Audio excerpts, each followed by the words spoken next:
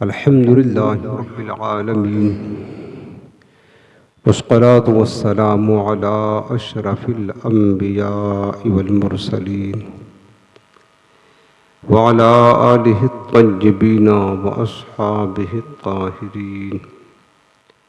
أما بعد فأعوذ بالله من الشيطان الرجيم. بسم الله الرحمن الرحيم. يا أيها الرسول بلغ ما أنزل إليك من ربك وإن لم تفعل فما بلغت رسالته والله يعصمك من الناس والله لا يهدي القوم الظالمين. آمنت بالله صدق الله العظيم وبلغنا رسوله النبي الكريم رؤوف الرحيم عليه أفضل الصلاة والتسليم. اللهم رب اشرح لي صدري ويسر لي أمري واحلل عقدة من لساني يفقهوا قولي. رسول رحمت، مالک جنت، شفیع امت، سراپا جود و سخاوت، باعث خیر و برکت صلی اللہ تعالی علیہ وآلہ وسلم ارشاد فرماتے ہیں، جب تم کسی مجلس میں جاؤ تو یہ پڑھو بسم اللہ الرحمن الرحیم وصلی اللہ علی محمد. تو اللہ تعالیٰ ایک فرشتہ مقرر فرما دیتا ہے جو تمہیں لوگوں کی غیبتیں کرنے سے بچاتا ہے. اور جب تم مجلس سے اٹھو تو پھر پڑھو بسم اللہ الرحمن الرحیم وصلی اللہ تعالی علی محمد. تو وہ فرشتہ تمہارے جانے کے بعد دوسرے لوگوں کو تمہارے غیبت سے بچاتا ہے. تو میرے عزیزوں، ہم بعض اوقات اپنے دوستوں کے ساتھ محفل میں بیٹھتے ہیں تو ویسے بھی بسم اللہ شریف پڑھنے کی بہت زیادہ فضیلت ہے اور درود پاک پڑھنے کی فضیلت ہے. تو جب بھی مجلس میں بیٹھیں تو یاد کریں، اور انتہائی آسان یہ عمل ہے، اس پر عمل کرنے کی کوشش کریں. بسم اللہ الرحمن الرحیم وصلی اللہ علی محمد، اس کو ضرور پڑھ لیا کرے. انشاءاللہ تعالیٰ اس کی برکتیں، اس کا فیضان آپ سب کو ضرور ملے گا. آج یہ نہایت ہی محبت کے ساتھ دل لگا کر رحمت والے کریم آقا کی بارگاہ میں گنبد خضرا کا پرنور تصور اپنے ذہن و فکر میں بسا کر، آنکھوں کو بند کر کے، سروں کو جھکا کر، نہایت ہی تعظیم و ادب کے ساتھ اپنے مصطفیٰ کریم کی بارگاہ میں درود و سلام کا نذرانہ پیش کریں. الصلاۃ والسلام علیک یا رسول اللہ وعلی آلک واصحابک یا حبیب اللہ. الصلاۃ والسلام علیک یا نبی اللہ وعلی آلک واصحابک یا نور اللہ. نویت سنت الاعتکاف. حاضرین محترم، ہفتہ واری اصلاحی محفل میں آج ہمارا جو موضوع ہے وہ ہے تبلیغ دین کی ذمہ داری کس پر ہے. عوام یہ سمجھتے ہیں کہ ہمارا کام صرف کمانا ہے، کھانا ہے، مکان بنانا، شادی بیاہ کرنا، مال جمع کرنا، بس یہی عام طور سے لوگ یہ مسلمان سمجھتے ہیں کہ ہماری ذمہ داری صرف یہی ہے، بچوں کی پرورش کرنا، بیٹیوں کی شادی کرنا، پڑھانا لکھانا. اور اصل میں جو ہماری ذمہ داری یہ ہے، جو ہماری ذمہ داری ہے اس سے لوگ ناواقف ہیں. سمجھتے ہیں کہ دعوت دین کا کام، تبلیغ دین کا کام یہ صرف علماء اور مشائخ کی ذمہ داری ہے. حالانکہ یہ سوچ، یہ فکر، یہ سمجھ ہمارے شریعت، سنت اور اسلام کی تعلیمات کی بالکل برعکس اور مخالف ہے. ایسا نہیں ہے. دعوت دین کہہ لیں یا تبلیغ دین کہہ لیں، اس کی ذمہ داری ابھی میں آپ کو حدیث پاک کی روشنی میں اور قرآن کی آیت کی روشنی میں عرض کرتا ہوں کہ تبلیغ دین یا دعوت دین کی ذمہ داری کس پر عائد ہوتی ہے. سب سے پہلے قرآن عظیم کی ایک آیت کریمہ ہم نے پڑھی ہے. اللہ رب العالمین نے اپنے محبوب کریم علیہ السلام کو ارشاد فرمایا کہ یا ایھا الرسول بلغ ما انزل الیک من ربی. فرمایا کہ اے پیارے رسول، جو آپ کی طرف وحی نازل کی گئی یا کتاب نازل کی گئی تمہارے رب کی طرف سے، اس کتاب کو یا اس پیغام کو آنے والی امت تک پہنچا دو. یعنی اللہ نے اپنے حبیب کو تبلیغ دین کی ذمہ داری عطا فرمائی. اس کے بعد حقیقت بات یہ ہے کہ اللہ تعالیٰ نے، اللہ کے رسول نے امت مسلمہ کو اس بات پر مکلف کیا کہ وہ دعوت دین کا فریضہ انجام دیں. میرے آقا مدینے والے مصطفیٰ صلی اللہ علیہ وسلم نے خطبہ حجۃ الوداع میں جو تعلیمات امت کو ارشاد فرمایا، پھر آخر میں میرے حضور نے فرمایا کہ فَلْيُبَلِّغُ الشَّاهِدُ الْغَائِبَ. جو کچھ میں نے کہا ہے تم سے، جو تمہیں تعلیم دی ہے، نصیحت کی ہے، جو یہاں موجود ہیں یہ ان کی ذمہ داری ہے کہ جو موجود نہیں ہیں میرے اس پیغام کو ان تک پہنچا دیں. میرے عزیزوں، آج آپ کبھی احساس کر سکتے ہیں تو کریں، کیا کیجئے. آج یہ جو اذان کی آواز ہمارے کانوں میں گونجتی ہے، اور میں اس بات کو بار بار کہتا رہتا ہوں صرف احساس بیدار کرنے کے لیے، یہ جو ہمارے گھروں تک اللہ اکبر کی صدائیں آتی ہیں، یہ جو ہمارے ہاتھوں میں آج قرآن عظیم ہے، یہ جو ہم آج کلمہ پڑھ کر کے مسلمان ہیں، اللہ اس کے رسول کا نام لیتے ہیں، نماز پڑھتے ہیں، اسلام کو قبول کر کے بیٹھے ہیں، آپ کو پتہ ہے اس اذان کی آواز کو ہمارے گھروں تک پہنچانے کے لیے ہمارے اسلاف نے، خود امام الانبیاء نے کتنی عظیم عظیم قربانیاں پیش کی ہیں، کتنی عظیم قربانیاں پیش کی ہیں، تب جا کر آج ہمارے گھروں تک اذان کی آواز آتی ہے، تب جا کر آج ہمارے ہاتھوں میں اللہ کا کلام قرآن عظیم ہے. اور سب سے پہلی قربانی میرے آقا مدینے والے مصطفیٰ علیہ السلام نے تبلیغ دین کی خاطر جو دی ہے، آج بھی تاریخ کے صفحات میں موجود ہے. میرے مصطفیٰ علیہ السلام دن ہو یا رات، صبح ہو یا شام، سرکار نے اس دعوت دین کو آنے والی امت تک پہنچانے کے لیے جو کوششیں کی ہیں وہ کسی سے مخفی نہیں ہیں. مکہ کی گلیاں ہوں، طائف کے بازار ہوں، صحن حرم ہوں، اور عرب کی وہ سنگلاخ پہاڑیاں ہوں، کون سی جگہ ہے وہ جہاں میرے مصطفیٰ نے دعوت دین کے پیغام کو عام نہیں کیا. میرے حضور نے تو ان لوگوں تک تبلیغ دین پہنچائی، تبلیغ دین کی ہے جو اس کے اہل ہی نہ تھے، اور تبلیغ دین کا کام میرے مصطفیٰ نے ان لوگوں تک کیا ہے کہ جو قبول کرنے کے لائق ہی نہ تھے، لیکن میرے حضور علیہ السلام نے ان تک دین کا پیغام پہنچایا ہے. اور آپ جانتے ہیں اس راہ میں میرے آقا کریم نے کتنی مشقتیں برداشت کی ہے، کتنی تکلیفیں اٹھائی ہیں. آج ہم بھول گئے، ہم تو دنیا میں مست ہیں، ہم کیا جانیں. دنیا کی دولت جمع کرنے میں، دنیا کی ترقیاں حاصل کرنے میں ایسے محو ہیں کہ اپنے مصطفیٰ علیہ السلام کی قربانیوں کو ہمیں پتہ ہی نہیں ہے، احساس ہی نہیں ہے کہ میرے آقا نے اس دین سے محبت کتنی کی ہے، اس دین کو آنے والے لوگوں تک پہنچانے کے لیے کتنے دکھ درد برداشت کیے ہیں، کچھ پتہ نہیں ہے، ہمیں احساس نہیں ہے. میرے حضور علیہ السلام کی مکی زندگی آپ پڑھ کر کے تو دیکھیں کہ حضور نے کیسے کیسے دکھ اٹھائے ہیں، کیسی مشقتیں اٹھائی ہیں.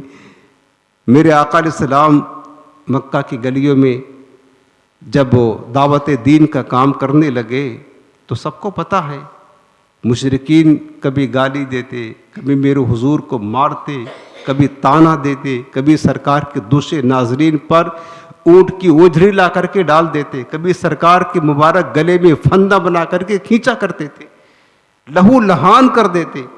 لیکن میرے سرکار تبلیغ دین کے فریضے کو انجام دیتے رہے، چھوڑا نہیں.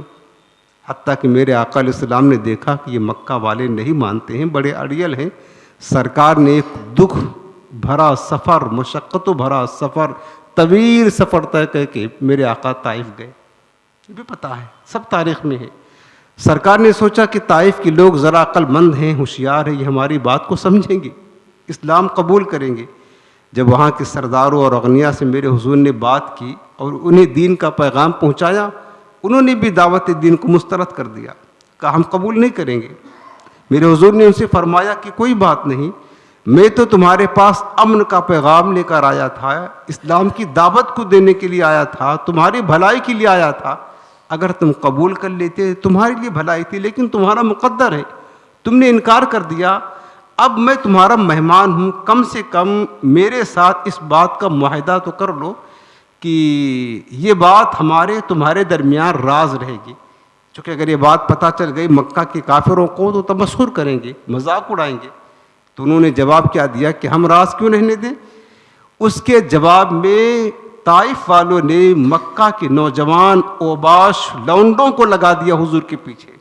وہ ہاتھوں میں پتھر لے کر میرے سرکار چلتے تو کبھی حضور کے پائے مبارک پر پتھر سے مارتے، حضور کے دوسرے ناظرین پر پتھر مارتے، حضور کے وجود مسعود پر پتھر برساتے. میرے آقا کریم لہو لہان ہو جاتے. سرکار تھک ہار کر بیٹھ جاتے تو دو نوجوان حضور کے کندھوں کو پکڑ کر کے اٹھاتے. جب میرے آقا چلتے پھر حضور کی مبارک پیر پر پتھر مارتے، حضور کی مبارک نالین خون سے بھر جاتے. یہ حال تھا. اس طرح دکھ میرے آقا نے اٹھایا. سیدہ عائشہ صدیقہ رضی اللہ تعالیٰ عنہ ایک دن پوچھنے لگی کہ یا رسول اللہ، احد کے دن سے بھی زیادہ کوئی سخت دن آپ کی زندگی میں آیا ہے؟ کیونکہ صحابہ کے نزدیک احد کا جو دن تھا یہ بہت شدید دن تھا. 70 صحابہ کی لاشیں بے گور و کفن پڑی تھیں. حضور کے سگے چچا حضرت امیر حمزہ اس جنگ میں شہید ہوئے تھے. میرے آقا کریم کے دندان مبارک شہید ہوئے تھے. احد کا جو دن تھا مسلمان فتح پا کر بھی شکست کھا گئے، مشکل دن تھا. اور صحابہ کرام کے نزدیک سب سے مشکل دن احد کا دن تھا. سیدہ عائشہ پوچھتی ہیں آقا کیا احد سے بھی زیادہ سخت دن کوئی دن آپ کی زندگی میں آیا ہے؟ میرے آقا نے فرمایا کہ ہاں عائشہ، طائف کے بازاروں میں جب تیری قوم نے مجھ پر پتھر برسائے تھے وہ دن میرے لیے احد سے بھی زیادہ سخت ترین دن تھا، احد سے بھی زیادہ سخت ترین دن تھا. ارے تبلیغ دین کی راہ میں میرے آقا نے کیسے درد سہے، ذرا سوچو تو صحیح. مسلمانوں آج ہم بھول گئے اپنے آقا کریم علیہ السلام کی اس قربانی کو. سرکار کی دعوت دین کا تو نتیجہ ہے جو آج ہم اللہ کے گھر میں بیٹھے ہیں، اللہ کا نام لے رہے ہیں. اسلام ہے ہمارے پاس، ایمان ہمارے پاس ہے، ورنہ ہم کیا جانتے ایمان کیا ہے، اسلام کیا ہے، دین کیا ہے. میرے آقا کریم لہو لہان ہو کر ایک باغ میں داخل ہوئے. ایک خادم نے آگے بڑھ کر کے حضور کو انگور کا خوشہ پیش کیا اور کہا کہ حضور آپ ان بدبختوں کے لیے دعائے ضرر کر دیں، بد دعا کر دیں. میرے آقا نے سمجھایا کہ اللہ پاک نے مجھے رحمت للعالمین بنا کر بھیجا ہے، میں زحمت بن کر کے نہیں آیا ہوں، ان کے لیے رحمت بن کر آیا ہوں، بد دعا نہیں کرتا. جب اصرار بڑھا تو میرے مصطفیٰ نے اپنے مبارک نورانی ہاتھوں کو اٹھایا اور سرکار نے کیا کہا، رب سے کیا مانگا، اللہم اہدی قومی فإنہم لا یعلمون. یہ وہ لوگ بدبخت جو حضور پر پتھر برسا رہے ہیں، حضور کو گالیاں دے رہے ہیں، میرے آقا پر طعن کر رہے ہیں، سرکار کو لہو لہان کر رہے ہیں، حضور کی توہین کر رہے ہیں. میرے آقا کہتے ہیں اللہم اہدی قومی، اے اللہ یہ میری قوم ہے، ان کو ہدایت عطا فرما دے. سبحان اللہ. کون ہے پیارے، کون ہے؟ ماں باپ بھی ہوں ایسے موقع پر وہ بھی اپنی اولاد سے منہ موڑ لیتے ہیں، وہ بھی ساتھ چھوڑ دیتے ہیں. یہ مصطفیٰ ہیں، ان کے لیے دعائے ہدایت بھی فرما رہے ہیں اور ساتھ ساتھ کہہ رہے ہیں کہ یہ میری قوم ہے، میری قوم ہے. فإنہم لا یعلمون، مولا انہیں میرا مقام پتہ ہی نہیں ہے جو میرے ساتھ یہ سلوک کر رہے ہیں، یا اللہ تو انہیں ہدایت عطا فرما۔ پھر میرے آقا نے فرمایا کہ میں دیکھ رہا ہوں یہ لوگ اگر ایمان نہیں لائیں گے نہ لائیں، لیکن ان کی نسلیں ضرور مجھ پر ایمان لائیں گی۔ سبحان اللہ، یہ وہ راہ ہے، تبلیغ دین کی راہ، دعوت دین کی راہ، کہ بڑے بڑے انبیاء نے، سارے انبیاء کرام کا یہ راستہ تھا، بڑے بڑے دکھ جھیلے ہیں پیارے۔ علماء نے لکھا ہے کہ طائف سے لے کر مکہ تک 70 ایسے انبیاء کرام کی مزارات ہیں جن کی موت صرف بھوک کی وجہ سے ہوئی ہے، ایسے ایسے۔ میرے آقا علیہ السلام نے اتنا دکھ برداشت کیا۔ پھر صحابہ کرام کی قربانی آپ دیکھیں تبلیغ دین کی خاطر۔ آج مسلمان ان قربانیوں کو بھول گیا اسلام پا کر کے۔ ہمیں چونکہ مفت میں اسلام ملا ہے، کوئی محنت نہیں کرنا پڑا، کوئی تکلیف نہیں اٹھانی پڑی، احساس نہیں ہے کہ یہ فریضہ یاد رکھنا میرے عزیزوں، میرے حضور کی حدیث پاک ہے۔ جو لوگ یہ سمجھتے ہیں کہ تبلیغ دین یا دعوت دین کی ذمہ داری صرف اور صرف علماء پر ہے اور کسی کی نہیں ہے، علماء اور مبلغین کی ہے، وہ یہ بات کو سن لے، اس حدیث پاک کو کان کھول کر۔ میرے آقا کریم نے فرمایا تھا بلغوا عنی ولو آیا، سرکار نے قیامت تک آنے والی ساری امت کو خطاب کیا کہ اے لوگو میری طرف سے اگر تمہیں ایک ہی بات معلوم ہے وہ بھی تم دوسروں تک پہنچا دو، تبلیغ کر دو۔ فرمایا بلغو، تبلیغ کرو، عنی، میری طرف سے میری بات کی تبلیغ کرو، ولو آیا، اگرچہ تم ایک ہی بات جانتے ہو، ضروری نہیں ہے کہ سارا دین سیکھ لو گے تو ہی تبلیغ کرو، نہ، ایک بات معلوم ہے کہ نماز فرض ہے، یہ تو پتہ ہے، گانا سننا گناہ ہے، حرام اور جہنم میں لے جانے والا کام ہے، یہ تو پتہ ہے، یہ میری امت تک پہنچا دو، یہ بات پہنچا دو، یہ بات بتا دو۔ جھوٹ بولنا گناہ ہے، یہ تو معلوم ہے، کوئی جھوٹ بول رہا ہے اس کے بتا دو پیارے جھوٹ بولنا گناہ ہے۔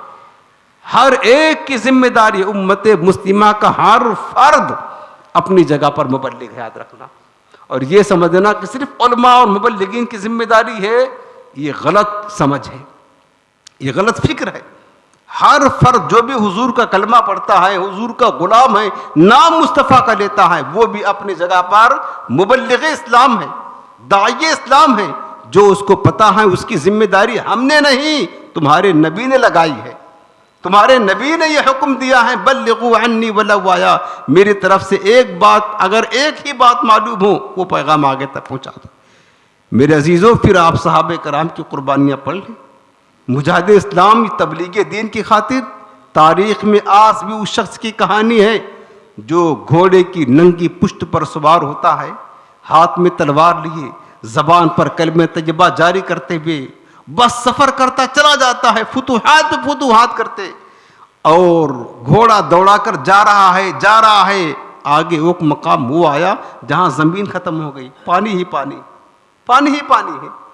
وہ سر اوپر اٹھا کر مولا سے کہتا ہے میرے رب تیری زمین تو ختم ہو گئی لیکن میرے حوصلے ابھی بھی سلامت ہیں، میرے جذبے ابھی بھی پست نہیں ہوئے ہیں۔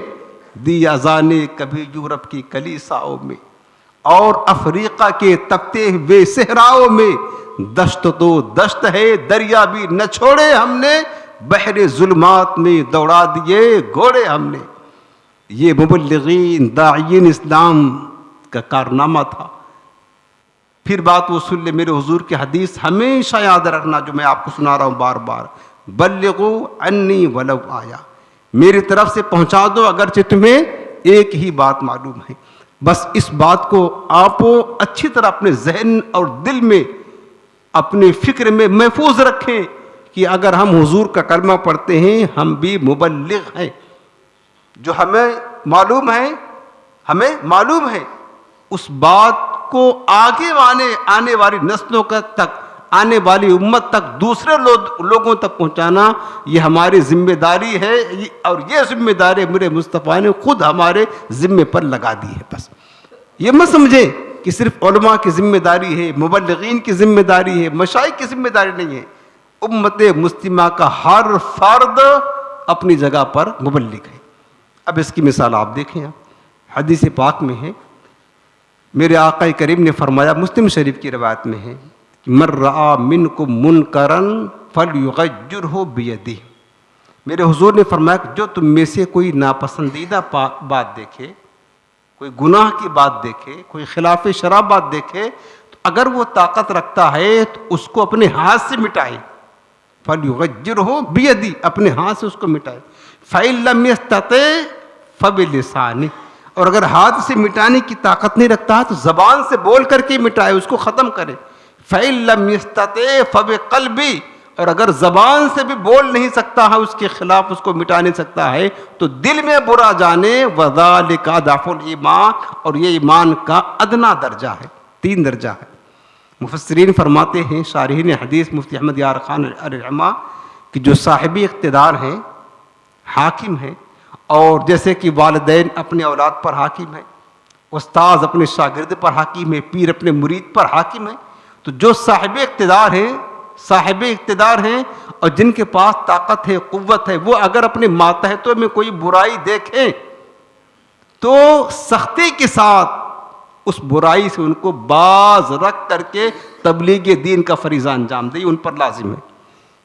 آج باپ اپنے بیٹوں کو سمجھانے کے لیے تیار نہیں، یاد رکھنا، نہیں سمجھانے کے لیے تیار ہے۔ ماں اپنی بیٹی کو سمجھانے کے لیے تیار نہیں، بھائی کو سمجھانے کے لیے تیار نہیں، استاذ اپنے شاگرد کو، پیر اپنے مرید کو سمجھانے کے لیے تیار نہیں، کوئی کسی کو پوچھنے کے لیے تیار نہیں دین کے معاملے میں۔ ایک دوست ہے، دنوں رات ساتھ رہتا ہے، بغیر اس کو دیکھے اس کے ساتھ بیٹھے چین نہیں آتا ہے، لیکن دین کی بات سمجھانے کے لیے کوئی کسی کو تیار نہیں۔ ایسا نفسا نفسی کا عالم، ایسا لگتا ہے کہ محشر کا میدان دنیا ہی ہو گیا ہے۔ کوئی کسی کو دین کی بات سمجھانے کے لیے، دین کی نصیحت کرنے کے لیے، برائی سے روکنے کے لیے کوئی تیار نہیں ہے۔ تو میرے حضور نے فرمایا ہے کہ جو برائی کو دیکھو اپنے ہاتھ سے اس کو مٹاؤ۔ یہ کام جو صاحب اقتدار ہیں، جو طاقتور ہیں، قوت والے ہیں، برائی کو اپنے ہاتھ سے مٹا سکتے ہیں، اپنی طاقت اور قوت کے زور سے ان پر لازم ہے کو کوشش کریں، مٹائیں۔ اور اگر ہاتھ سے نہیں تو زبان سے، یہ کام علماء مشائخ کا ہے۔ زبان سے تو کہہ سکتے ہیں، ہم برائی کو برا تو کہہ سکتے ہیں کہ بھائی یہ برا ہے، یہ مت کرو، یہ گڑھا ہے، گر جاؤ گے، یہ آگ ہے، جل جاؤ گے، اتنا تو کہہ سکتے ہیں۔ اور اس کے بعد جو اس کی بھی طاقت نہیں رکھتے ہیں، فرمایا کہ فَبِقَلْبِهِ، وہ دل میں برا جانے، تو اگر بندہ کسی برائی کو اپنے دل میں برا جانے گا تو وہ اس برائی سے بچے گا، اس طریقے سے وہ بھی برائی کو مٹانے والا اور دین کی تبلیغ کرنے والے میں شمار کیا جائے گا۔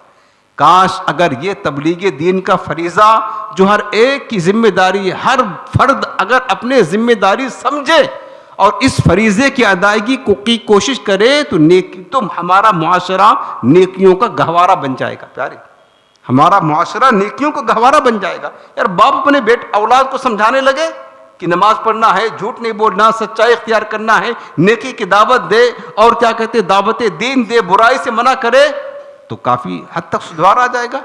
لیکن ہم کیا دیکھ رہے ہیں کہ باپ بھی اپنے اولاد کو سمجھانے کے لیے تیار نہیں۔ باپ کی آنکھیں کب کھلتی ہے؟ ہم نے دیکھا ہے جب ماں باپ بڑھاپے ہوتے ہیں اور بیٹے اپنی وائف کو لے کر لات مار کر کے نکل جاتے ہیں، تب ماں باپ سر پٹک کر کے روتے ہیں، یار میرا بیٹا تو نافرمان ہو گیا۔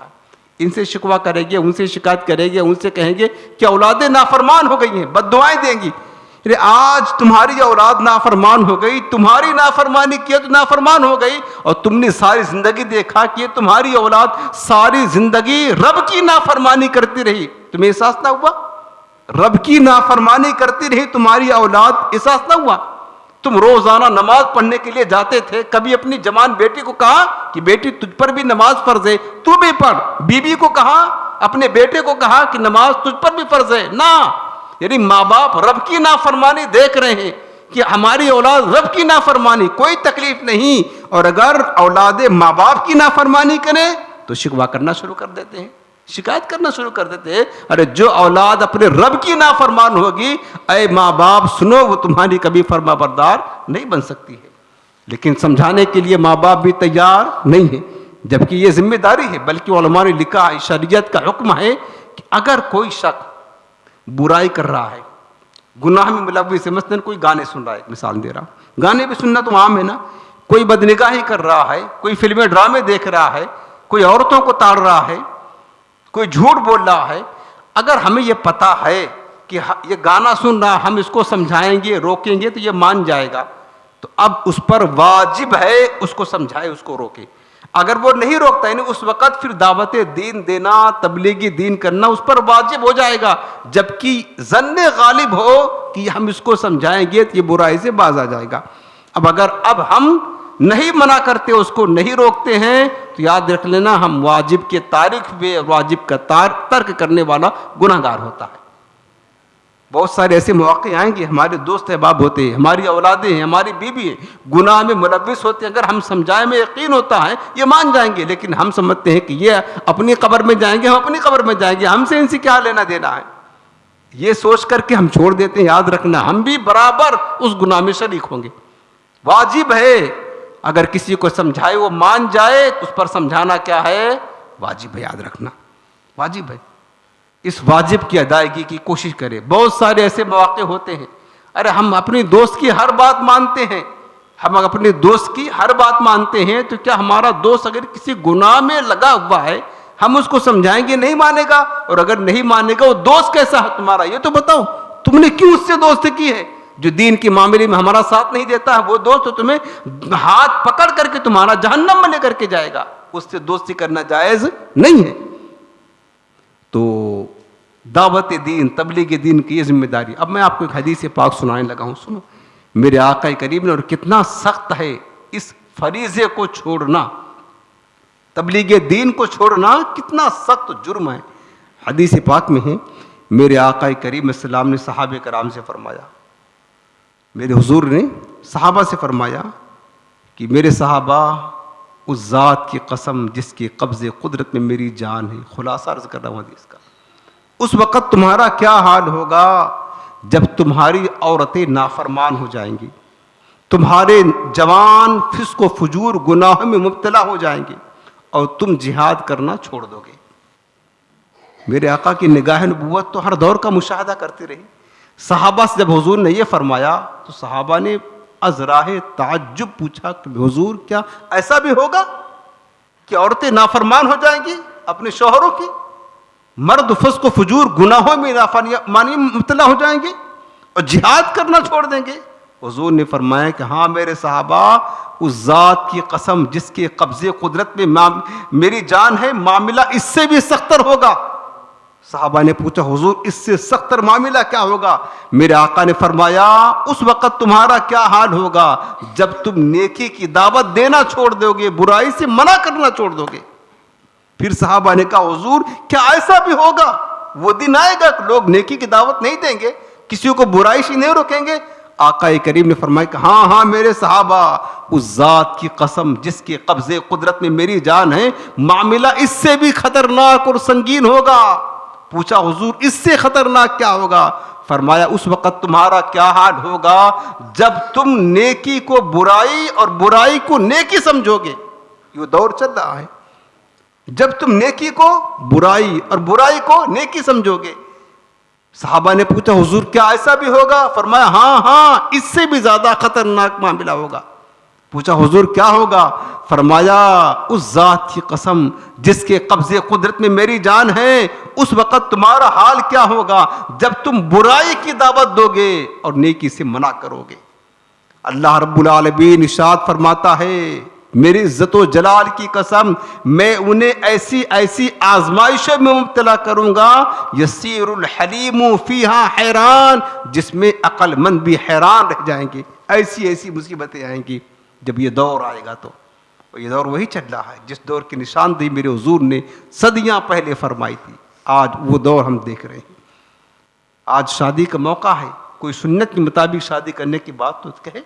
آج ہم نے یہ دیکھا ہے کہ نوجوان ہیں، اگر داڑھی شریف سجانا چاہتا سنت، تو سب سے پہلے اگر شادی شدہ جس کی بیوی اس کے آڑے آتی ہے، اور شادی شدہ نہیں ہے تو ماں باپ بھائی بہن خاندان والے وہ اس کے آڑے آتے ہیں کہ ابھی تو ملا بن جائے گا، ابھی سے داڑھی، شادی ہونے کے بعد دیکھیں گے. دوست اس کو تانا دینے لگتے ہیں. یہ ہے واقعتاً. اور لوگ یہ مشورہ دیتے ہیں کہ برائی کی دعوت دیں گے، جو میرے آقا نے فرمایا داڑھی مڈاؤ یہ برائی ہے، داڑھی نہ رکھو یہ برائی کی دعوت دیں گے، اور رکھنے کی اس سے منع کریں گے لوگ. یہ وہ دور پر فتن چل رہا میرے عزیز. ہم قیامت کی بالکل قریب ہیں.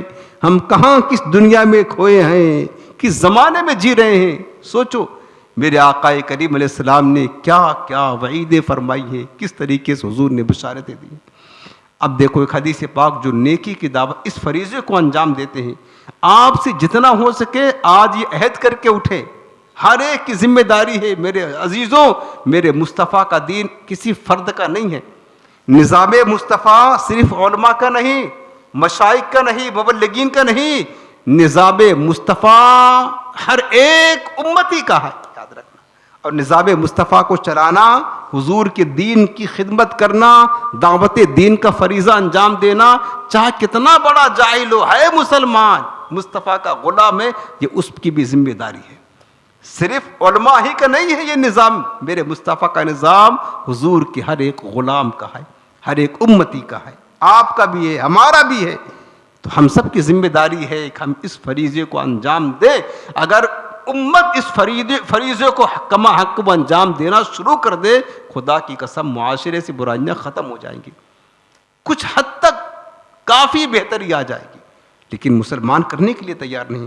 اب دیکھو خوش نصیبو، میرے آقا کریم نے کیسی کیسی بشارت دی ہے جو دعوت دین کا فریضہ انجام دیتے ہیں. جو میں آپ کو بتا رہا ہوں یہ کیا ہے؟ یہ دعوت دین تو ہے، تبلیغ دین تو ہے.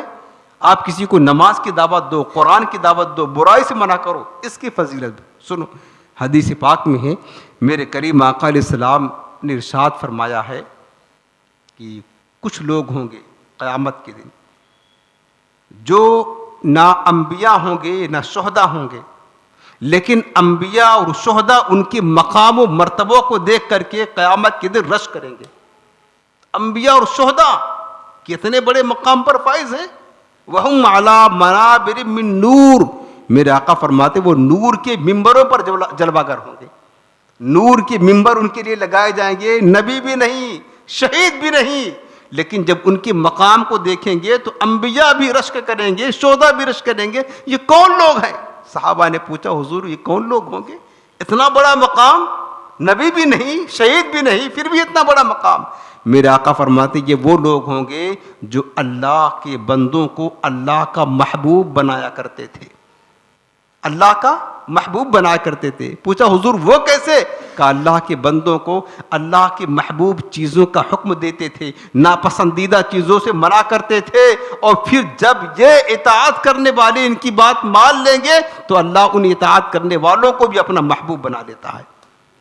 یہ فضیلت ہے، یہ شرف ہے، یہ شرف ہے. اور ایک حدیث پاک یہ بھی سن لو، میرے آقا کریم نے سیدنا صدیق ابو اللہ عنہ سے فرمایا ابو بکر اس روئے زمین پر کچھ اللہ کی وہ مجاہدین ہیں جو شہداء سے بھی افضل ہیں. میرے آقا فرماتے ہیں شہداء سے بھی افضل ہوں گے، اور اللہ تعالیٰ فرشتوں کے سامنے ان پر فخر فرماتا ہے، ان کے لیے جنت سجائی جاتی ہے. پوچھا حضور وہ کون لوگ ہوں گے؟ میرے آقا نے فرمایا الآمرون بالمعروف والناہون عن المنکر والمحبون فی اللہ والمبغضون فی اللہ. فرمائیے وہ لوگ ہوں گے جن کے لیے جنت سجائی جاتی ہے، جو نیکی کا حکم دیا کرتے تھے، برائی سے منع کیا کرتے تھے، اور کسی سے محبت کرتے تو صرف اللہ کی خاطر محبت کرتے، کسی سے دشمنی کرتے تو صرف اللہ کی خاطر دشمنی کیا کرتے تھے. یہ وہ خوش نصیب ہوں گے جن کے لیے جنت سجائی جاتی ہے. اور ایک روایت میں یہ بھی ہے اللہ رب العالمین نے حضرت موسیٰ علیہ السلام کی طرف، اب پہلے سننے کی فضیلت کیا ہے تاکہ ہمارے دل میں یہ مطلب ایک محبت پیدا ہو جائے نیکی کی دعوت دینے کی، تبلیغ دین کرنے کی. اتنا اللہ نے مقام عطا فرمایا ہے نیکی کی دعوت دینے والوں کے لیے، تبلیغ دین کرنے والوں کے لیے. ہم چاہیں تو حاصل کر سکتے ہیں یہ شرف، وہ فضیلت سنیں. پھر جو لوگ اس کام کو چھوڑ کر کے بیٹھے ہیں اس کی وعیدیں بھی ہیں وہ بھی سنیں گے. اللہ تعالیٰ نے حضرت موسیٰ علیہ السلام کی طرف وحی فرمائی کہ اے موسیٰ بھلائی کی بات خود سیکھو اور دوسروں کو بھی سکھاؤ. بھلائی کی بات خود سیکھو اور دوسروں کو بھی سکھاؤ، چونکہ بھلائی کی بات سیکھنے اور سکھانے والوں کی قبر کو میں ایسا روشن کروں گا کہ جب قبر میں آئیں گے انہیں کسی طرح سے وحشت نہ ہوگی. سبحان اللہ. قبر میں آئیں گے تو ان کی قبر روشن ہوگی. کس کی؟ جو لوگوں کو نیکی کی دعوت دیتے ہیں، برائی سے روکتے ہیں، تبلیغ دین کا فریضہ انجام دیتے ہیں. پھر میرے آقا کریم نے ایک حدیث میں فرمایا کہ جس نے میری امت تک کوئی اسلامی بات پہنچائی تاکہ اس سے کوئی سنت قائم کی جائے یا بد مذہبی دور کی جائے، وہ شخص جنتی ہے۔ حضرت کعب الاحبار رضی اللہ تعالیٰ عنہ فرماتے ہیں کہ جنت الفردوس، جو جنت کا سب سے اعلیٰ درجہ ہے، سب سے اعلیٰ درجہ ہے، جنت الفردوس خاص اس شخص کے لیے سجائی جاتی ہے جو نیکی کی دعوت دیتا ہے، برائی سے منع کرتا ہے۔ سبحان اللہ، جو نیکی کی دعوت دیتا ہے، برائی سے منع کرتا ہے۔ فرمایا کعب الاحبار فرماتے ہیں کہ جنت الفردوس خاص اس شخص کے لیے سجائی جاتی ہے۔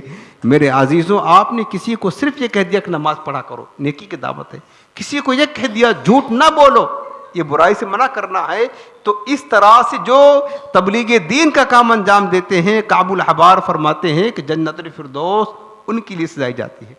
پھر اللہ تعالیٰ نے ایک روایت میں حضرت موسیٰ علیہ السلام کی طرف وحی فرمائی کہ اے موسیٰ، جس نے بھلائی کا حکم دیا، برائی سے منع کیا اور لوگوں کو میری اطاعت کی طرف بلایا، تو قیامت کے دن میدان محشر میں میں انہیں اپنے عرش کا ٹھنڈا ٹھنڈا سایہ عطا فرماؤں گا۔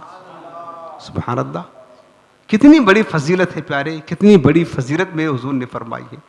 کیا ہم نہیں کر سکتے ہیں؟ کر سکتے ہیں، کر سکتے ہیں تو جتنا آپ کے سے ہو سکے۔ میں نے بتایا کہ آپ کی بھی ذمہ داری ہے، کم سے کم اپنے دوستوں کو سمجھا سکتے ہیں کہ نہیں سمجھا سکتے ہیں، چلو دوست کو نہیں سمجھائیں، کم سے کم اپنے گھر میں آپ کے چھوٹے بھائی بہن ہیں، بڑوں پر آپ کی نہیں چلتی ہے، آپ انہیں تو سمجھا سکتے ہیں۔ اگر نماز نہیں پڑھتا ہے آپ کا بھائی، آپ کی بہن، آپ انہیں محبت کے ساتھ سمجھا سکتے ہیں کہ نماز پڑھیں۔ جھوٹ اگر کبھی بولتا تو وہ تو روک سکتے ہیں، گانے سنتا ہے، فلمیں ڈرامے دیکھتا ہے یا آپ کی بہن دیکھتی ہے، اس کو بھی آپ سمجھا سکتے ہیں۔ آپ کی زوجہ جو آپ کے ماتحت ہے، اگر وہ کسی برائی میں، گناہ میں ملوث ہے، بے پردگی کرتی ہے اور بغیر پردے کے باہر نکلتی ہے، تو آپ اس کو تو سمجھا سکتے ہیں، اتنا تو کر سکتے ہیں۔ ماں باپ اپنی اولاد کو تو کر سکتے ہیں، وہ دوست جو آپ کے ساتھ بیٹھتا ہے اسے تو آپ نیکی کی دعوت دے سکتے ہیں، یہاں تو آسان ہے، کم سے کم اتنا کر سکتے ہیں، اتنا ہی کریں، اتنا ہی کریں جتنا آپ کر سکتے ہیں، بہرحال اتنا کریں۔ تبلیغ دین کی ذمہ داری آپ پر بھی ہے، ہم پر بھی ہے، ہر فرد پر ہے، ہر فرد پر ہے۔ لہٰذا میرے عزیزوں، ہرگز اس میں غفلت اختیار نہ کریں۔ یہ تو آپ نے فضیلت سن لی، تبلیغ دین کے جو دعوت دین کا فریضہ انجام دیتے ہیں، میرے آقا کریم نے کیسی عظیم عظیم بشارت دی ہے۔ اب سن لے کچھ وعیدیں۔ جو لوگ دعوت دین سے انحراف کرتے ہیں وہ سمجھتے ہیں کہ ہمارا کام یہ نہیں ہے۔ اب سن لے، ایک حدیث پاک کی شعب الایمان کی ہے، شعب الایمان کی ہے۔ حضور نبی کریم علیہ السلام نے فرمایا، قسم ہے اس ذات کی جس کے قبض قدرت میں میری جان ہے، یا تو تم بھلائی کا حکم دو، نیکی کا حکم دو اور برائی سے منع کرو گے، یا تو پھر اللہ تعالیٰ جلد ہی تم پر اپنا عذاب نازل فرمائے گا، پھر تم دعا کرو گے، تمہاری دعا قبول نہیں کی جائے گی۔ دوسری روایت میں ہے کہ اللہ پاک نے حضرت جبریل امین سے فرمایا کہ جبریل فلاں بستی کو ہلاک کر دو، عذاب دے دو۔ جبریل امین نے عرض کیا کہ میرے مالک، اس بستی میں تیرا ایک فلاں بندہ ایسا ہے جس نے پلک جھپکنے کی مقدار بھی اس نے تیری نافرمانی نہیں کی ہے۔ رب العالمین نے ارشاد فرمایا، جبریل اسے بھی عذاب دے کر اس کی چیخیں مجھے سناؤ، اسے بھی جو کبھی نافرمانی نہیں کرتا رب کی، اس کی چیخیں سناؤ، اس لیے کہ وہ لوگوں کو نافرمانی کرتے ہوئے دیکھتا تو تھا، لیکن میری نافرمانی دیکھ کر بھی کبھی اس کے چہرے پر بل نہیں آیا، کبھی اس کا چہرہ متغیر نہ ہوا۔ تو خود نیک بننا کافی نہیں، لوگوں کو نیک بنانا یہ بھی ضروری ہے۔ خود برائی سے بچنا ہی کافی نہیں، لوگوں کو برائی سے بچانا یہ بھی ضروری ہے۔ حضرت یوشع بن نون علیہ السلام پیغمبر تھے، اللہ نے وحی فرمائی، اے یوشع تمہاری قوم میں 1,00,000 آدمی عذاب سے ہلاک کیے جائیں گے، 1,00,000، جس میں سے 60,000 بدکار ہوں گے اور 40,000 نیکوکار پرہیزگار ہوں گے۔ 40,000 نیک ہوں گے، 60,000 بدکار۔ عرض کیا مالک، گناہگاروں کی تو ہلاکت ظاہر ہے، وہ اس لائق ہیں، مستحق ہیں، لیکن میرے رب وہ نیکوکار ہلاک کیے جائیں گے، اس کی حکمت کیا ہے؟ رب العالمین نے ارشاد فرمایا یوشا اس کی وجہ یہ ہے کہ یہ نیکوکار لوگ ان بدکاروں گنہگاروں کے ساتھ بیٹھا کرتے تھے، کھاتے پیتے تھے، کبھی انہیں نیکی کی دعوت نہیں دیتے تھے، کبھی برائی سے منع نہیں کرتے تھے، لہٰذا انہی کے ساتھ رہتے تھے، انہیں بھی اور میری نافرمانیاں ہوتے ہوئے دیکھتے تھے، لیکن کبھی بھی ان کے چہرے پر ناپسندیدگی کے آثار نہیں آتے تھے۔ یہ ان گنہگاروں سے راضی رہتے تھے، ان کے ساتھ اٹھتے بیٹھتے تھے، اس لیے انہیں بھی ہلاک کیا جائے گا، انہیں بھی ہلاک کیا جائے گا۔ غور کریں، حضرت مالک بن دینار رحمۃ اللہ تعالی فرماتے کہ ہم نے دنیا کی محبت پر آپس میں ایک دوسرے سے صلح کر لیا ہے، نہ ہم نیکی کی دعوت دیتے ہیں کسی کو، نہ برائی سے منع کرتے ہیں۔ اللہ تعالیٰ ہمیں اس حال میں نہ رکھے ورنہ نہ جانے ہم پر کون سا عذاب نازل کیا جائے گا۔ میرے عزیزوں، آسان کام نہیں ہے۔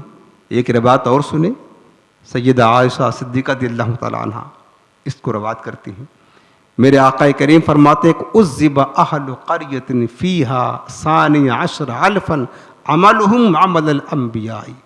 میرے آقا فرماتے ہیں کہ ایک بستی کو عذاب دیا گیا، ایک بستی پر اللہ کا عذاب نازل ہوا، اس میں 12,000 لوگ ایسے تھے جن کے عمل انبیاء کی عمل کی طرح تھے۔ اور کریں، انبیاء کا عمل کتنا زبردست ہوتا ہے، یعنی پہاڑوں کے برابر ان کے پاس نیکیاں تھیں، نیک اعمال کے پیکر تھے، پہاڑوں کے برابر انبیاء کی طرح عمل لے کر آئیں گے، انبیاء کی طرح نیک عمل تھے ان کے پاس، لیکن انہیں ہلاک کر دیا گیا، عذاب کا شکار کر دیا گیا۔ صحابہ نے پوچھا کیف یا رسول اللہ، حضور یہ کیسے ممکن ہے کہ نیکوکار بھی ہلاک ہو جائے، جن کے عمل اتنے کثیر ہوں، اتنے زیادہ ہوں، وہ بھی ہلاک ہو جائیں، ان کو بھی اللہ تعالیٰ نے عذاب کا ذائقہ دیا؟ میرے آقا نے فرمایا اس کی وجہ یہ ہے کہ لم یکونوا یغضبون للہ ولا یأمرون بالمعروف ولا ینہون عن المنکر۔ اس کی وجہ یہ ہے کہ یہ کبھی بھی اللہ کی خاطر غصہ نہیں ہوا کرتے تھے، یعنی یہ گناہ ہوتے ہوئے دیکھتے تھے، اگرچہ نیکوکار تھے لیکن کبھی بھی یہ نہیں سوچتے تھے کہ اللہ کی نافرمانی ہو رہی ہے ہمارے سامنے، کبھی ان کے چہرے پر ناپسندیدگی کے آثار ظاہر نہیں ہوتے تھے، اور نہ بھلائی کا حکم دیتے تھے اور نہ برائی سے منع کرتے تھے، اس کی وجہ سے انہیں بھی ہلاک کر دیا جائے گا۔ اے میرے عزیزوں، ہم غور کریں۔ بعض لوگ سمجھتے ہیں ہم تو نیکوکار ہیں، کوئی بات نہیں، وہ گناہ گار ہیں، وہ اپنے قبر میں جا کر کے حساب لیں گے۔ یاد رکھنا، بھی آپ نے سنا، 4 روایتیں آپ کو سنائی ہیں، نیکوکار بھی ہلاک کیے جائیں گے، اللہ تعالیٰ پوچھے گا، مت سمجھیں۔ صرف نیک بننا خود کا یہ کافی نہیں ہے، یاد رکھنا، ہماری ذمہ داری صرف یہ نہیں کہ ہم خود نیک بن جائیں باقی دوسرے لوگ جہنم میں جاتے رہیں، یہ کافی نہیں ہے، بلکہ ہماری ذمہ داری 2 ہے، ایک خود نیک بننا، ایک دوسروں کو نیک بنانا، ایک خود گناہوں سے بچنا، ایک دوسرے کو گناہوں سے بچانا، ایک خود اسلام پر قائم رہنا، دوسرا خود تبلیغ دین کرنا، دعوت دین کا فریضہ انجام دینا، یہ بھی ضروری ہے۔ ہم نے دیکھا ہے کتنے لوگ ایسے ہیں، حاجی صاحب ہیں، نمازی صاحب ہیں، سب کچھ ہے، وہ خود پابندی سے نماز پڑھتے ہیں، ذکر و اذکار بھی کرتے ہیں، نیکی پر قائم ہیں، لیکن آپ ان کے گھر کا ماحول دیکھ لیں، انگریزی کلچر ہے، گھر کا کوئی فرد، نہ بیٹا نماز پڑھتا، نہ بیٹی نماز پڑھتے، نہ بیوی نماز پڑھتی ہے، لڑکیاں بیٹیاں بے حیائی کے راستے پر قائم ہیں۔ حاجی صاحب کبھی سمجھانے کے لیے تیار نہیں ہیں، کیوں؟ حاجی صاحب سمجھتے ہم تو نیک ہیں، کوئی بات نہیں۔ یاد رکھنا، حاجی صاحب کی کوٹائی پہلے قبر میں ہوگی کہ تم نے اپنے گھر والوں کو سمجھایا کیوں نہیں، نصیحت کیوں نہیں کی۔ بہت لوگ ہیں جو خود نیک ہیں، نمازی ہیں، دیکھ رہے ہیں لوگ گناہ کر رہے ہیں، ہمارے ارد گرد ہمارے دوست احباب پڑوسی گناہ کر رہے ہیں، گناہوں میں پورا بازار گناہوں کا گرم ہے، لیکن خود بندہ پابند ہے، نیک ہے، دوسروں کو کبھی سمجھانے کی کوشش نہیں کرتا ہے۔ وہ کیا سمجھتا ہے کہ ہم نجات پا جائیں گے؟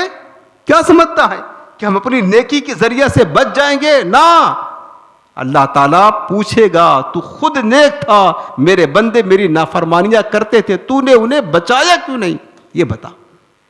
اور آپ دیکھ رہے ہیں پچھلی امتوں میں کتنے لوگوں پر عذاب اس وجہ سے آیا جن کے عمل انبیاء کے عمل کی طرح تھے۔ پیارے، جب وہ ہلاک ہو گئے تو ہمارے پاس کیا ہے؟ کچھ سوچو، ہمارے پاس کتنی نیکیاں ہیں، خود تصور کرے. لہٰذا یہ ذمہ داری بہت ضروری ہے, کم سے کم, زیادہ رہی. میں آپ کو نہیں کہتا کہ آپ جا کر بازار میں تبلیغ دین کرو, آپ اس کے اہل نہیں ہیں. نہیں کہتا ہوں کہ آپ میک پر کھڑے ہو جاؤ جس طریقے سے ہم کر رہے ہیں, تو یہ تبلیغ دین, دعوت دین کا فریضہ یہ کرو, آپ اس کے اہل نہیں ہیں, کوئی بات نہیں. کم سے کم اپنے دوستوں کو سمجھا سکتے ہیں, ان کو سمجھائیں. اپنے گھر والوں کو سمجھا سکتے ہیں, ان کو سمجھائیں. آپ کی رسائی جن لوگوں تک ہے اور آپ انہیں نیکی کی دعوت دے سکتے ہیں, تبلیغ دین کر سکتے ہیں, برائی سے منع کر سکتے ہیں, کم سے کم وہاں سے شروعات کریں. لیکن اس فریضے کو انجام ضرور دے, اس کے بغیر کوئی چارہ نہیں ہے. اب آخری بات عرض کر دوں. بعض لوگوں کے ذہن میں خیال ہوتا ہے یار ہم تو خود نیک نہیں ہیں تو لوگوں کو نیکی دعوت کیا دیں, ہم خود برے ہیں, مکمل طور سے باعمل نہیں ہیں, تو لوگوں کو کیسے ہم برائی سے منع کریں, کیسے تبلیغ دین کریں. اور اس وجہ سے بعض لوگ سوچتے ہیں کہ ہم جب خود نیک بن جائیں گے تب جا کر دوسروں کو نیکی کی دعوت دیں گے, تبلیغ دین کریں گے. جب خود تمام گناہوں سے بچ جائیں گے تب جا کر کے ہم دوسروں کو گناہوں سے بچائیں گے. یعنی یہ سوچ کر کہ ہم تو خود اس لائق نہیں ہیں, کہ ہم خود بعمل نہیں ہیں, تو ہم دوسروں کو کیا سمجھائیں گے, دوسروں کو دعوت کیا دیں گے. اس وجہ سے وہ دعوت دین کے فریضے سے محروم ہوتے ہیں. ایسے لوگوں کے بارے میں امام غزالی رحمۃ اللہ تعالیٰ لکھتے ہیں کہ حضرت حسن بصری رحمۃ اللہ تعالیٰ سے کسی نے یہ سوال کیا. کیا سوال کیا؟ کہ لوگوں کا یہ خیال ہے کہ ابھی ہم مکمل طور سے باعمل نہیں ہیں, جب باعمل بن جائیں گے مکمل طور سے تب جا کر کے نیکی کی دعوت دیں گے, دعوت دین کا کام کریں گے. امام حسن بصری نے کیا فرمایا پتہ ہے؟ اگر لوگوں نے ایسا کیا کہ خود پہلے نیک بن جائیں, بعمل بن جائے, تب جا کر کے نیکی کی دعوت دے, تبلیغ دین کرے, اگر لوگوں نے ایسا کیا تو پھر شیطان ان سے خوش ہو جائے گا, شیطان اپنے مشن میں کامیاب ہو جائے گا. وہ تو یہی سوچتا ہے کہ کسی طرح یہ دوسروں کو سمجھانے کی کوشش نہ کرے, کیونکہ کوئی بندہ کتنا بھی نیک ہو وہ کبھی بھی نیک بندہ اپنے آپ کو نیک نہیں سمجھتا ہے, نہ نیک کہتا ہے. کتنے بھی اکابر اولیاء کرام بزرگان دین گزرے ہیں جو سراپا نیک تھے, ان کے نامہ اعمال میں ان کے دامن پر گناہوں کا ایک دھبا بھی نہیں تھا, لیکن اپنے آپ کو ہمیشہ گناہ گار, خطا کار سمجھتے رہے. اگر لوگوں نے یہ سمجھ کر کے دعوت دین کو چھوڑ دیا تو پھر تو تبلیغ دین کا دروازہ ہی بند ہو جائے گا, تبلیغ دین کا دروازہ ہی بند ہو جائے گا. ایسا نہیں کرے. بلکہ حدیث پاک حضرت انس بن مالک روایت کرتے ہیں, صحابہ کرام نے میرے آقا کریم سے پوچھا کہ یا رسول اللہ, کیا جب ہم مکمل طور سے نیک بن جائیں, مکمل طور سے گناہوں سے بچ جائیں, پابند ہو جائیں, باعمل ہو جائیں, تب نیکی کی دعوت کرے؟ میرے آقا نے فرمایا کہ نہیں, ایسا نہیں, بلکہ میرے حضور نے کیا فرمایا کہ مرو بالمعروف وَإِن لَّمْ تَعْمَلُوا بِهِ كُلَّهُ, کا بھلائی کا حکم دیتے رہو, اگرچہ تمام مکمل طور سے تم اس پر عمل نہ کر سکو. وَانْهَوْا عَنِ الْمُنْكَرِ وَإِن لَّمْ تَجْتَنِبُوهُ كُلَّهُ, اور برائی سے روکتے رہو اگرچہ تم مکمل طور سے ساری برائی سے نہ بچ پاتے ہو. ایسا نہیں ہے کہ ہم سارے دین پر عمل کر لیں گے تب جا کر کے نیکی کی دعوت دیں گے, تبلیغ دین کریں گے. حضرت ابو دردہ رضی اللہ تعالیٰ عنہ صحابی رسول ہے, فرماتے ہیں کہ میں تو اگرچہ کسی عمل کو نہیں کیا کرتا تھا لیکن میں اس عمل کی دعوت لوگوں کو دے دیا کرتا تھا, اگرچہ میرا عمل نہیں ہوتا تھا لیکن دعوت دیتا تھا اور اللہ سے امید رکھتا تھا کہ اس دعوت دینے کا اجر اللہ تعالیٰ ہمیں ضرور عطا فرمائے گا. تو یہ نہ سوچا کرے جتنا آپ کو معلوم ہے, جتنا آپ کو, چونکہ ہم تو ساری زندگی گزر جائے گی, مکمل طور سے بعمل کب ہو پائیں گے؟ ہو ہی نہیں پائیں گے, قبر میں چلے جائیں گے. تو جتنا ہو سکے آپ سے بہرحال تبلیغ دین کا کام کرتے رہیں, دین کا فریضہ انجام دیتے رہیں, اور یہ اپنے ذہن میں اچھی طرح نقش کر لے کہ یہ وہ ذمہ داری ہے جو میرے مصطفیٰ نے ہم سب پر لگائی ہے. نماز پڑھنے کی دعوت دیں, قرآن پڑھنے کی دعوت دے, ذکر و اذکار کرنے کی دعوت دے آپ, اور اچھے لوگوں کی صحبت میں رہنے کی دعوت دیں. سب نیکی کی دعوت ہے. گناہوں سے بچنے کی دعوت دیں.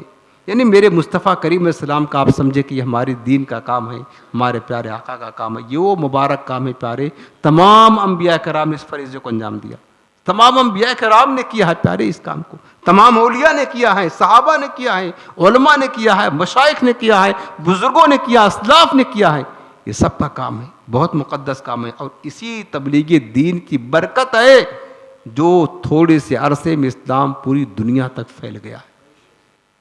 بلکہ ایک حدیث پاک میں آپ میرے آقا نے فرمایا ہے لا تسبوا الدیک فإنہ یوقظکم للصلاۃ، کا مرغ کو گالی نہ دو اس لیے کہ مرغ تمہیں نماز کے لیے جگاتا ہے.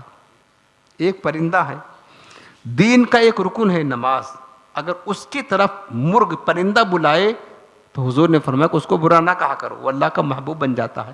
دین کی طرف بلاتا ہے تو جو سارے دین کی مسلمان ہو کر کے لوگوں کو دعوت دے وہ اللہ کی بارگاہ میں کتنا محبوب ہوگا، ذرا سوچیں آپ، ذرا غور کریں. تو بہرحال اس سے لاپرواہی نہ کریں، سب چیزوں کی دعوت دیں، اور خاص کر جو ہے نماز کی دعوت دیں، سچائی کی دعوت دیں. بہرحال اپنے گھر والوں کو دعوت دے، دوستوں کو سمجھائیں، قرآن پڑھنے کی دعوت دے. اور یہ ساری چیزیں جہاں آپ کو سیکھنے کو ملتی ہے، ہفتہ واری جو محفل میں آ کر آپ بیٹھے ہوئے ہیں، ہر بدھوار کو آپ کو ایسے بھی سمجھاتا ہوں، بدھوار آئے اپنے دوستوں کو دعوت دے دیا کرے، اپنے خاطر نہیں، اپنے اللہ اپنے رسول کی خاطر دعوت دیا کرے. بلکہ میرے آقا نے فرمایا ہے کہ اگر تمہارے ذریعہ سے کوئی شخص راہ راست پر آ جائے، کسی کی اصلاح ہو جائے، کسی بات پر عمل کر لے جائے، تو یہ تمہارے لیے اس سے بہتر ہے کہ تمہارے پاس سرخ اونٹ ہو. سرخ اونٹ، امام شرف الدین نبوی رحمۃ اللہ علیہ فرماتے ہیں کہ سرخ اونٹ اس زمانے میں جب میرے آقا یہ فرما رہے تھے عرب کا بہت قیمتی سرمایہ ہوا کرتا تھا. یعنی دنیا کی بڑی سے بڑی قیمتی سے قیمتی چیز سے بہتر یہ ہے اللہ تعالی ہمارے ذریعہ سے کسی کی اصلاح فرما دے. آپ کو میں اس لیے کہتا ہوں کہ بیان میں آنے کی دعوت دیا کرے دوستوں کو پیارے، کہ آپ نے صرف اتنا کام کر دیا. دیکھو دلوں کو بولنا رب کا کام ہے، ہمارا کام نہیں ہے. ہمارا کام صرف دعوت دینا ہے، پیغام پہنچانا ہے. آپ نے کسی کو دعوت دیا کہ آج اجتماع ہے، بیان ہے، آنا ہے، کوئی آ کر کے بیٹھ گیا، ہو سکتا ہے کوئی بات اس کے دل پر اثر کر جائے، ہو سکتا ہے کوئی بات یہاں بتایا جائے اس پر عمل کر جائے، آپ کے لیے ثواب جاریہ ہو جائے گا. میرے عزیز، ہمارے پاس تو کچھ نہیں ہے، انشاءاللہ وہی ہمارے لیے آخرت میں نجات کا ذریعہ بن جائے گا. کسی بات کو سن لیا، وہ عمل کر گیا، چونکہ سبب تو ہم بنے ہیں، ہم لے کر آئے ہیں اس کو، لہٰذا اگر کسی بات پر عمل کر لیا، مثلاً بے نمازی تھا نمازی بن گیا، جھوٹ بولتا تھا جھوٹ چھوڑ دیا، اب جب تک وہ نماز پڑھے گا ہم اگرچہ قبر میں چلے جائیں گے لیکن مسلسل اس کی نیکیاں ہمیں بھی ملتی رہے گی، ثواب جاریہ ہوتا ہے. اس لیے ہمیشہ نیکی کی دعوت کا کام بہرحال کرتے رہا کرے. اللہ تعالی ہم سب کو تبلیغ دین سے، دعوت دین سے محبت عطا فرمائے اور ہمیں اخلاص کے ساتھ اس فریضہ کو انجام دینے کی توفیق عطا فرمائے.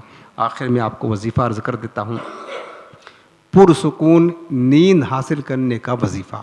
بعض اوقات نیند نہیں آتی ہے، کروٹ پہ کروٹ بدلتے چلے جاتے ہیں، نیند نہیں آتی، اس کے لیے آسان وظیفہ ہے. 2 عمل ہے.